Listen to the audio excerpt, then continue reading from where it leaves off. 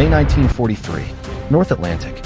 U-boat commander Klaus Barkston stood in the conning tower of U-521, scanning the horizon through his periscope. Behind him, 48 men were crammed into a steel tube 220 feet long and 20 feet wide. They hadn't showered in 6 weeks. The air reeked of diesel fuel, unwashed bodies, and human waste. Then he heard it. Ping. Sonar. A destroyer had found them. He gave the order. Dive. Dive. Emergency dive. The boat tilted nose down. 150 feet. 200 feet. 250. Then the first depth charge exploded.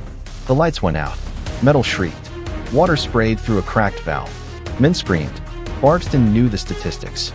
He'd known them when he volunteered. 3 out of every 4 U-boat crewmen never came home. 75%. That wasn't a casualty rate.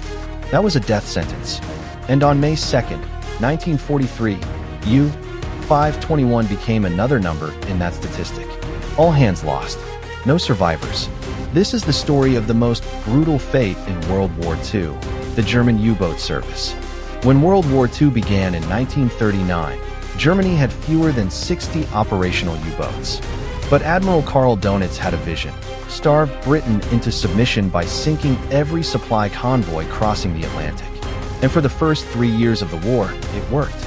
This was the happy time, 1940 to early 1942, when U-boats prowled the Atlantic like wolves. British merchant ships had almost no protection. U-boats attacked on the surface at night, fired torpedoes, and disappeared. German submariners were treated as heroes. They wore white caps. They were featured in propaganda films. Donitz called them the Grey Wolves. Young men volunteered by the thousands. They had no idea what was coming. Life aboard a U-boat was hell even before combat. Type 7 U-boats, the most common, were 220 feet long. 50 men lived inside. There was no privacy, no showers, no refrigeration.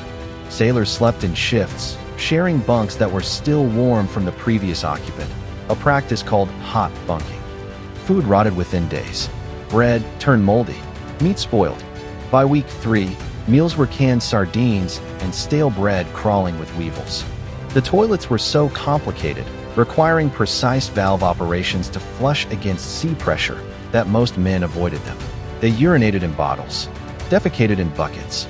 The air was thick with humidity. Mold grew on everything. Men developed skin infections, boils, and trench foot. And that was during a successful patrol. By mid-1943, everything changed.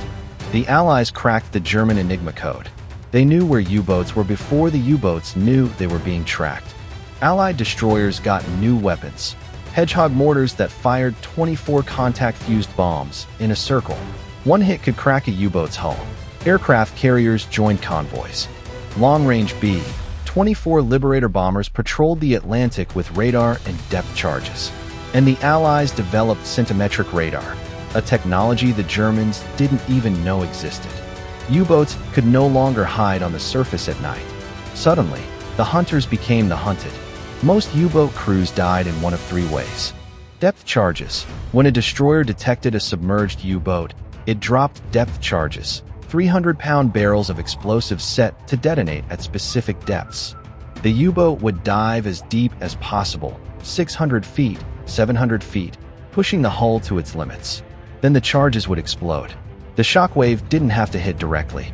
The concussive force through water could crack welds, rupture pipes, shatter valves. Lights went out. Seawater sprayed in. The hull groaned like a dying animal. If the boat couldn't surface, if the ballast tanks were damaged, the crew had 2 choices: drown slowly as the compartments flooded, or suffocate as the oxygen ran out. It could take hours. Convoy attacks. U-boats that surfaced to attack convoys were sitting ducks. Allied destroyers would charge at flank speed, 30 knots, closing the distance before the U-boat could dive. Deck guns opened fire. Shells punched through the conning tower. Men were cut in half by shrapnel. If the U-boat managed to dive, the destroyers followed with depth charges.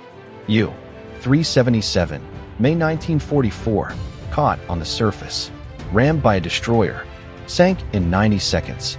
No survivors. Aircraft attacks. By 1943, U-boats had no safe haven. Allied aircraft patrolled 24/7. A U-boat on the surface, recharging batteries, or transiting to a patrol zone, was visible on radar. Aircraft would approach from the sun. By the time the lookout spotted them, it was too late. They dropped depth charges from 50 feet.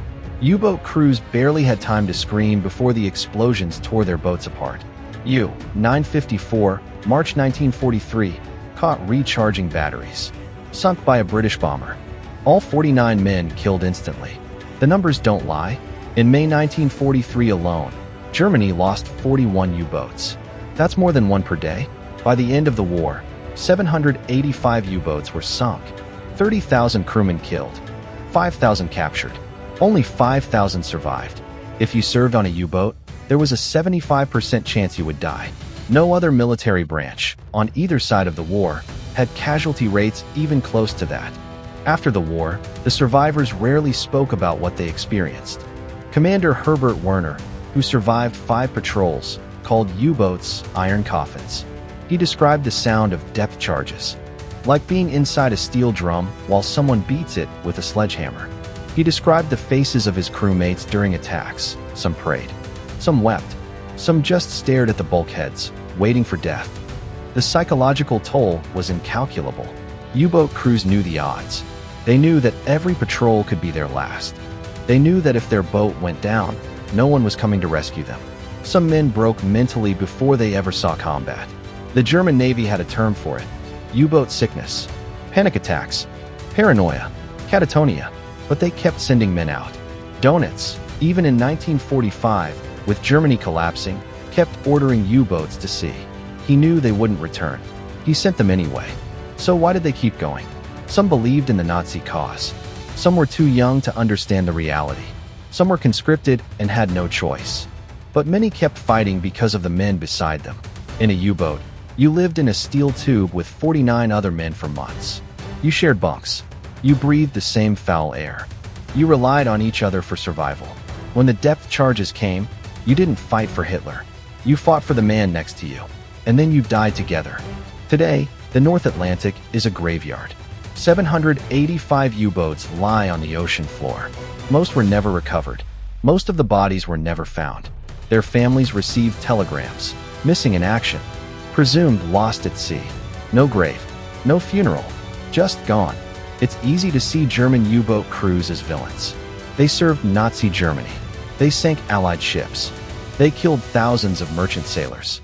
But if you strip away the politics, what remains is a human tragedy. Young men, most barely 20 years old, sent into a meat grinder with a 75% chance of dying. Trapped in steel coffins, hunted by destroyers, killed by depth charges, drowning, suffocation, knowing, statistically, that they wouldn't come home. The U-boat service wasn't just the most dangerous job in World War II. It was a death sentence with a uniform, and 30,000 men paid the price.